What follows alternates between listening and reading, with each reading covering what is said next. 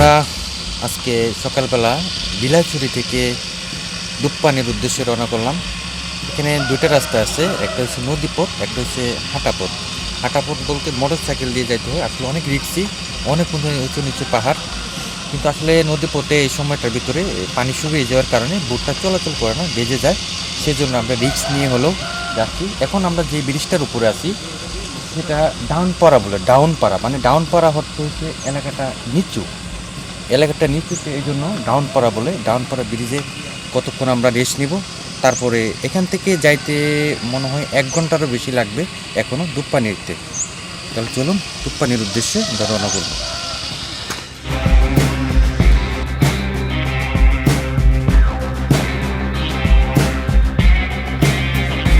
আমাদেরকে যারা দুপপানির উদ্দেশ্যে নিয়ে যাচ্ছে থেকে, ওনারা রাইডার এবং গাইড হিসেবে কাজ করবে। একজনের নাম হচ্ছে বিজয় চাকমা, সাধন মার্মা। ওনারা এখানের এলাকার মানে স্থানীয়, মানে ওরা সব চিনে আশেপাশে। আর মোটর সাইকেল ওরা যে চালায় অনেক অভিজ্ঞ, অনেক উঁচু নিচু পাহাড়, মানে অনেক ধৈর্য সহকারে ওরা চালাইছে। ওনাদের নাম্বারটা আমরা স্ক্রিনে দিয়ে দিব। যদি কেউ আসেন, যদি মোটর সাইকেল প্রয়োজন হয়, তাহলে ওনাদের নাম্বারে ফোন দিলে আপনি ওনাদেরকে পাবেন। ওরা খুব সুন্দর মানে ড্রাইভ করতে পারে বা অনেক জায়গা চিনে। তাহলে চলুন আমরা দুপপানির উদ্দেশ্যে রওনা করি।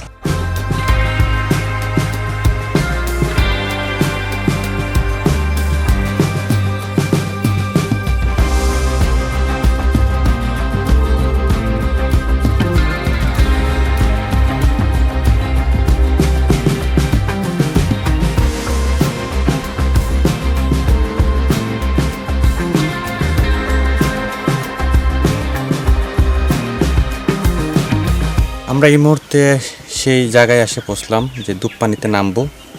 এটাকে বলে দুপপানি পাড়া। মানে আমরা মোটর সাইকেল আসছি, এই জন্য একবার কাছাকাছি চলে আসছি। এখান থেকে 10 থেকে 15 মিনিট লাগবে দুপপানিতে যাইতে। আর যদি আমরা বুড়ে আসতাম তাহলে কমপক্ষে 3 থেকে 4 ঘন্টা লাগতো হাইটে আসতে। এই জন্য অনেক রিস্ক নিয়ে আমরা মোটর সাইকেলে আসছি, কারণ আমরা সময় বাঁচানোর জন্য। যদি আমরা বুড়ে আসতাম তাহলে আমাদের কম সময় পেতাম। যেহেতু আমরা এই মোটর সাইকেলে আসছি, আমরা অনেক সময় পাবো, আপনাদেরকে সম্পূর্ণ সৌন্দর্য দেখানোর চেষ্টা করব।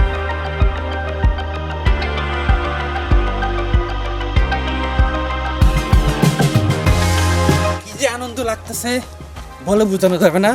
আমরা অনেক কষ্টর পরে চলে আসছি সেই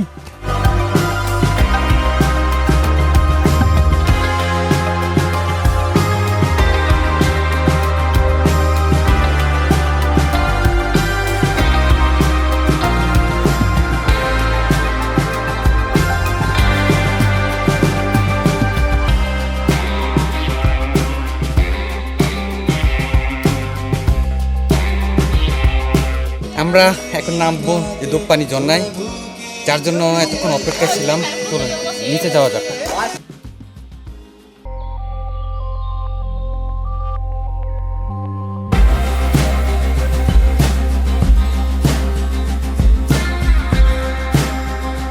মনে হচ্ছে সেই ঝর্ণার পানির আওয়াজ শোনা যাচ্ছে এখান থেকেই।